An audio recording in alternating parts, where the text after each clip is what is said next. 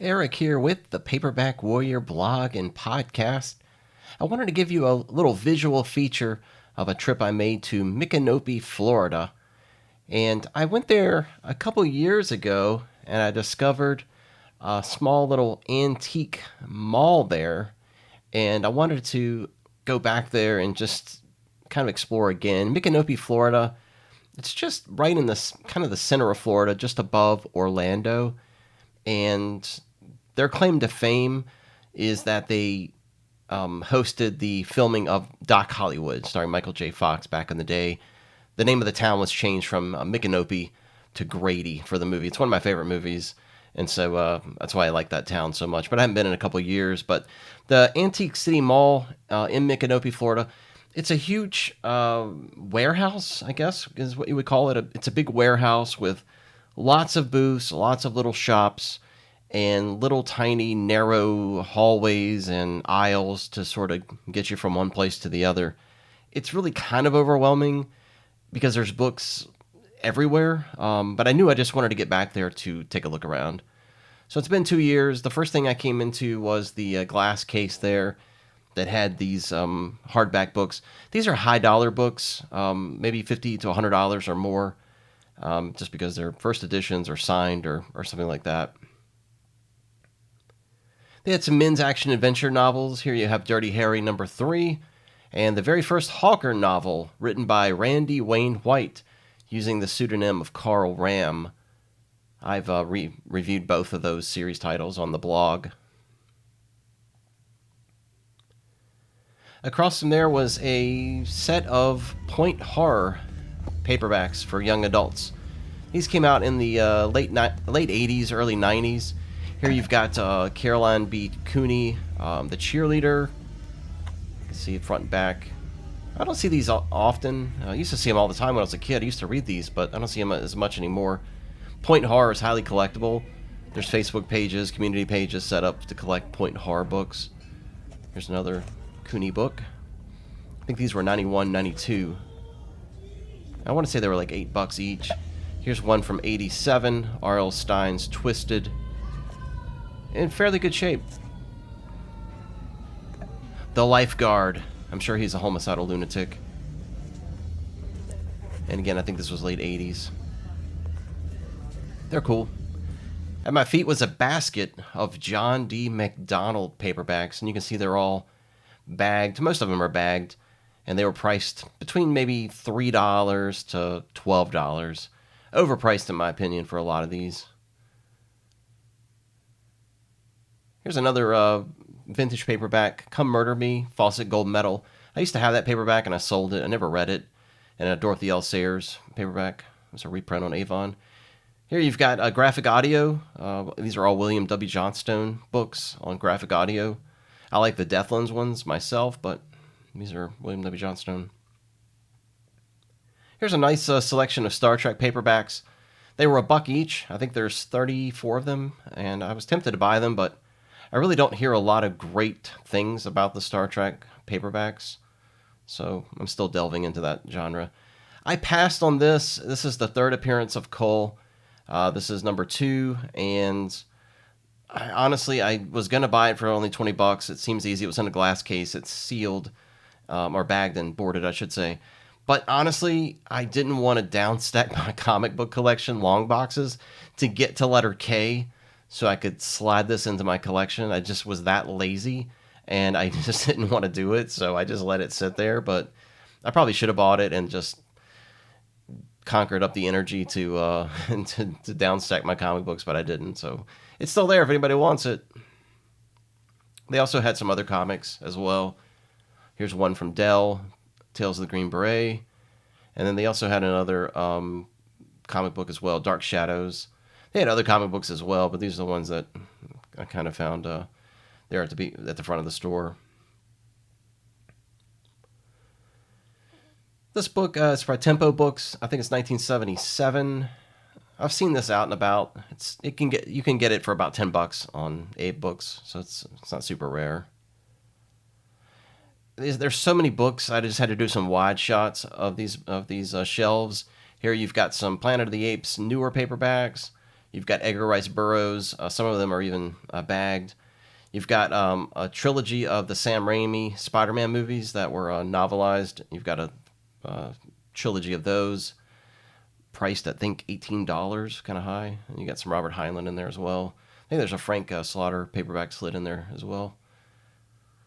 Stainless Steel Rat, Harry Harrison's Space Heist series. These books are fun. I just read a Stainless Steel Rat book the other day. It's really fun. So there's 3. The one on the far left is actually, I think, 3 stories in that one volume. I didn't buy these because I didn't need them. Here's some more just random paperbacks, some paperback mysteries. They had so many of these things. It's unbelievable. You can see those. And then found a couple of Nero Wolfe paperbacks. I think there were even more than this, but I just happened to take pictures of these two, but I think there were more. This one, The War Against the Roll on the left side, that's a collection of, I think, 6 or 7 science fiction stories that are all connected in some way.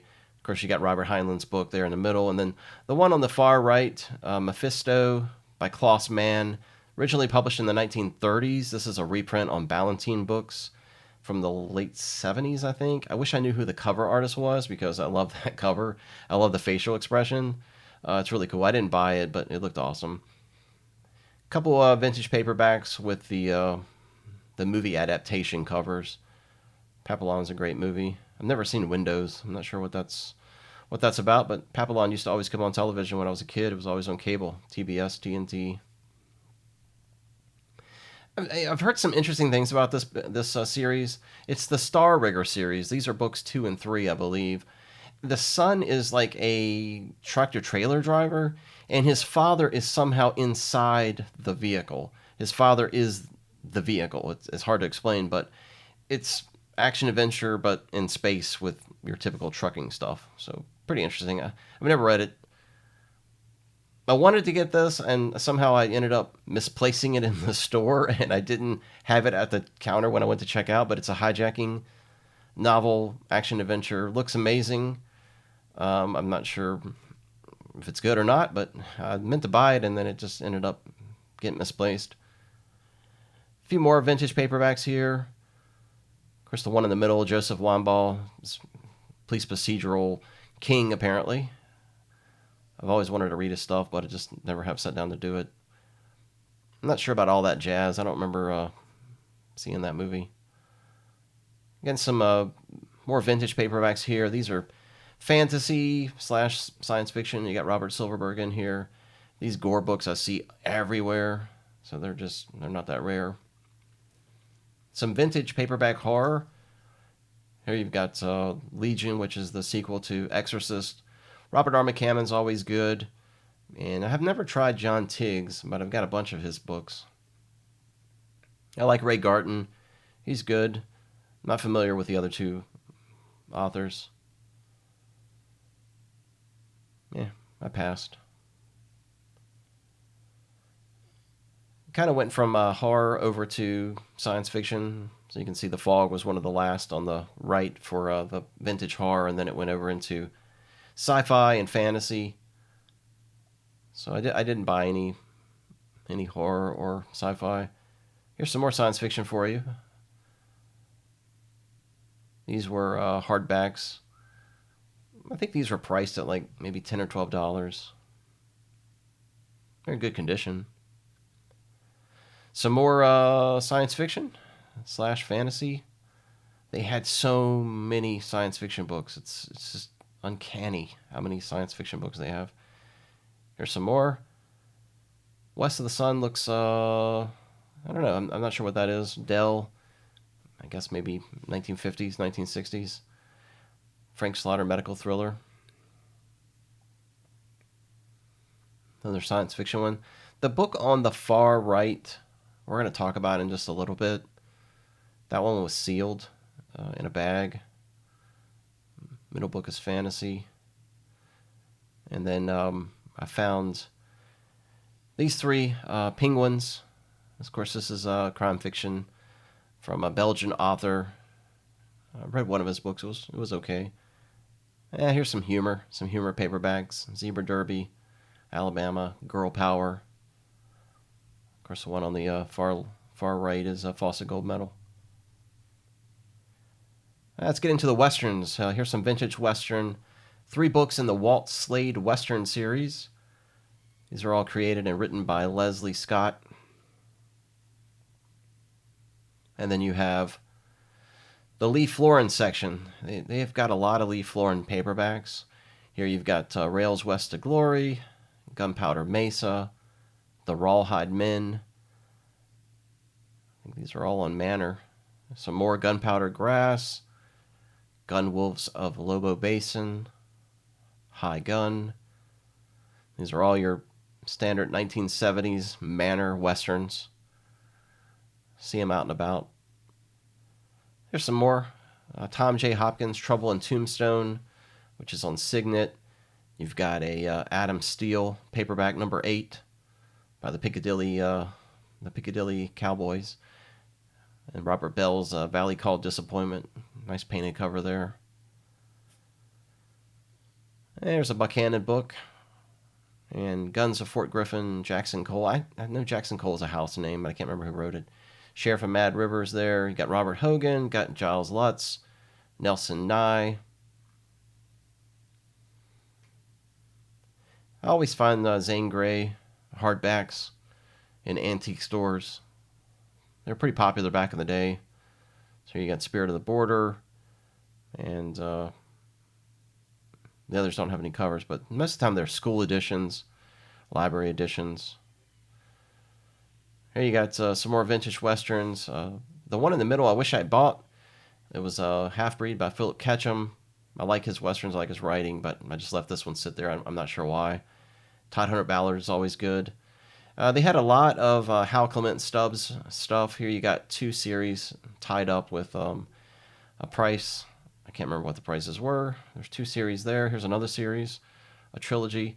These are either by series or maybe having the same theme, I imagine. I'm not familiar with this stuff.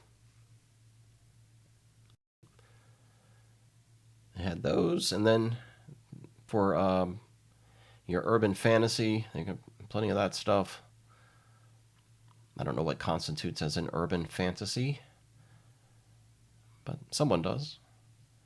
And then here's your standard sort of mainstream horror, newer horror. You got some Walking Dead comics in there, some hardback Stephen King novels. Of course they have cookbooks. It's an antique store. They have a whole section dedicated to cookbooks. There you go. Get your cookbooks here. Don't know anything about Happy Hollister. Going old school here. I'm not sure if $100 is a fair price for 17 Happy Hollister books. Good Lord, here's another cookbook section. They're everywhere. Jeez. I hate cookbooks. Some more science fiction, fantasy laying around. Just, again, random places. This might be sitting with a bunch of dishes or an ironing board, and then you'll just look and find books sitting on them. It's crazy. Hey, if you like little golden books, they got you covered there. Somebody's really into those. My wife bought a couple of these just for nostalgic reasons. And they also had, there you go, Archie. They have Archie books as well. If you're an Archie collector, yeah, there you go. They got a whole section dedicated to Archie. I was looking through here. I think we had, here it is, Agatha Christie. They had a lot of Agatha Christie paperbacks. I tend to find those in a lot of antique stores. My dad's childhood hero. Might be your childhood hero as well, Tom Swift. Get your Tom Swift hardbacks right here. And a couple Earl Stanley Gardner hardbacks. S.S. Van Dyke. Can't make out some of the others. Ruth Alberta Brown. And some more mysteries.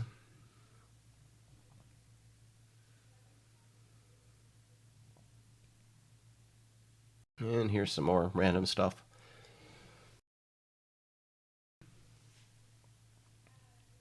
And kind of flipping through all these photos I've taken. Here's some James Michener. The one on the far left This is an anthology of detective stories. One on the far right I reviewed, I think last year. It was really good. Great military book. Ray Bradbury's getting some representation here. Got Jack London's The Sea Wolf. I reviewed that as well. And I'm not sure what these are. I'm not familiar with C.F. Ramu's. It says it's on Pantheon, the one in the middle. The only one I'm familiar with here is Max Allan Collins' The Last Quarry on Hard Case Crime. Perhaps I should read Captain Courageous. It's there on the left.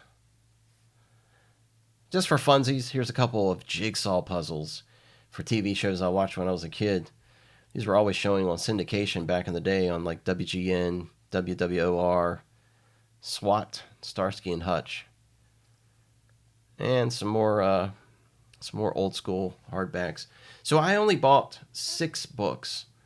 I made 6 purchases because I'm just trying not to buy as many books. Here's the first one that I bought. John Gardner's Boise Oaks installment number 2, Understrike. I like Boise Oaks. He's a spy. He's got a great sense of humor. I reviewed one of his books on the blog and really enjoyed it a lot. This was the series title that sort of put him on the map to pen Ian Fleming's James Bond movies, or James Bond books after he departed from writing those. John Gardner wrote a bunch of James Bond paperbacks. This one's on Corgi. I think this is 1977. I don't know. It looked interesting, so I decided to buy this. I think it was $2, so not too expensive. All right, so I spent a bunch of money on this, and I don't know why. $6. It's a Signet paperback, 1981. It's sealed in plastic. I like post-apocalyptic books, as you well know, if you've read the blog or listened to some of these podcast episodes. And this one features snow, a blizzard, an iceberg, an avalanche, something cold and frosty. Listen, I live in Florida. I like my snowy books. I love my frosty books. So hopefully this lodge is being attacked by some kind of crazy post-apocalyptic thing and being torn apart, and this is a survival thing. We'll find out. I'm going to read it. $6 is probably overpriced. I'm embarrassed to say how much I paid for this paperback. It's never been read. It's Avon, I think, I didn't write it down, but I think it's Avon 1982, maybe. Or maybe 79, I can't remember. I've been into police procedural novels lately. I'm really liking my police books. So I decided to get this to read. So it looks good. We'll find out. All right, folks. So here is the Holy Grail I mentioned earlier. Now, each time I go into a used bookstore and I see that they have Men's Action Adventure or Deathlands or any of the spin-off titles, I always check to see if they have Pilgrimage to Hell, which is the very first Deathlands book. This place had this book sitting on a little stand as if it was just waiting for me. Now, as you can see, the book is in nearly mint condition. It's never been read. The spine isn't broken. It's got very crisp corners. You can see a little tear right there on the top. Look at the back. No blemishes, no scratches.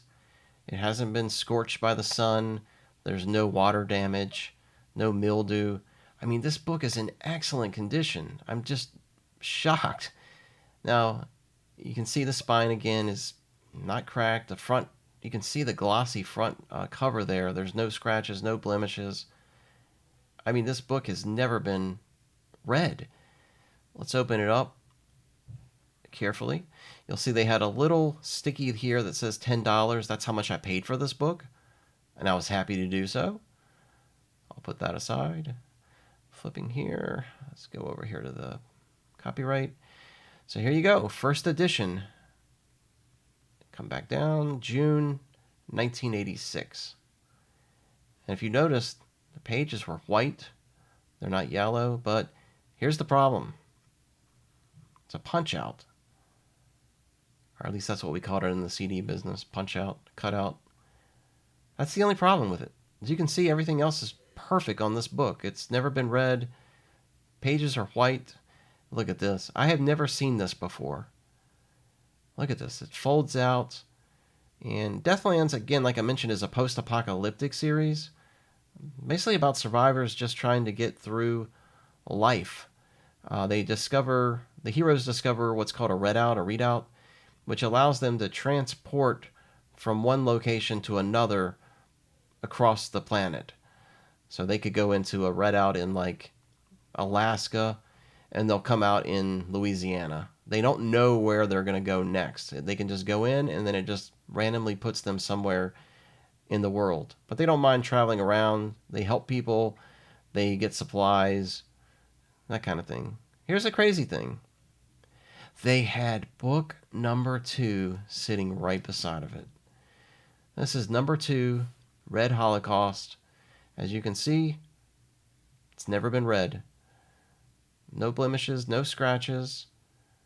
Flip it over here. You can see the spine is perfectly glossy. Spine's never been broken on it.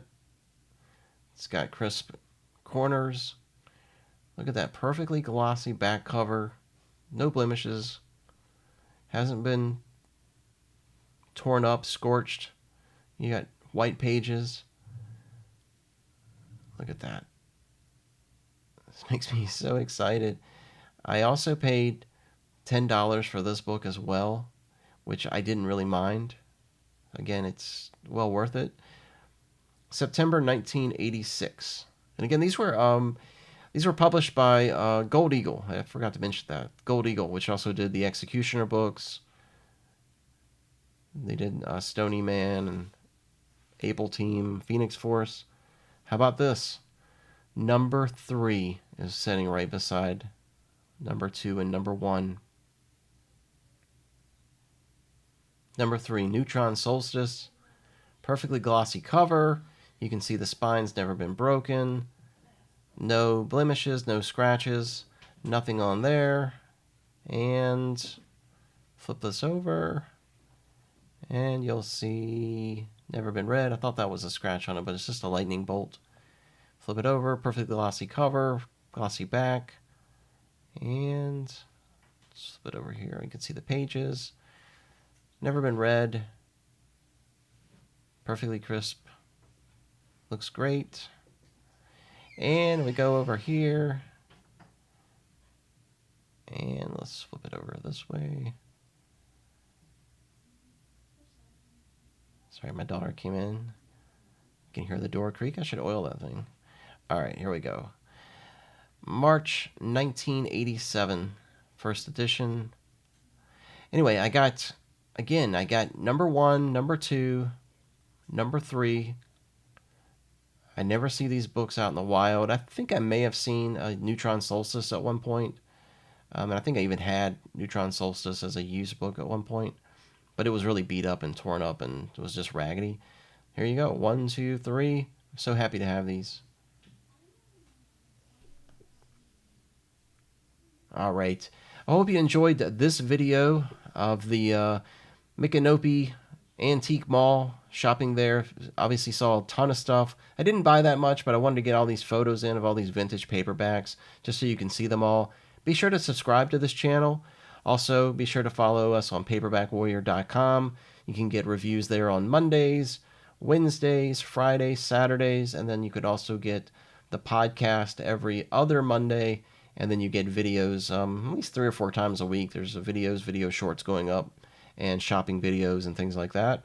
And definitely stay tuned for more from Paperback Warrior in the months to come. I should hopefully be maybe even doubling the production and maybe even doing even more reviews and some more editorial stuff. But thanks for sticking around. Thanks for watching the video. Take care.